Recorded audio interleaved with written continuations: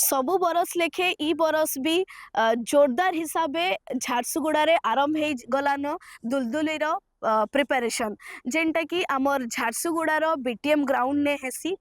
तो सबुआड़े देखबार के आमे पाउछु कि काम बहुत जोरदार हिसाब से इनु चालू कर देछन। केंता करी दुलदुली महोत्सवटा इथर आमर जोरदार हिसाब से हेबा कई करी आपण माने तो जानिछन कि 1 नु 5 तक आमर इनु दुलदुली महोत्सव हेइथिसी। बहुते कलाकार माने आसिकरी इनु तांकर कला देखैथिसन। छोट नु बड़ छुआ माने आसिकरी इनु कल्चरल प्रोग्राम देखैथिसन।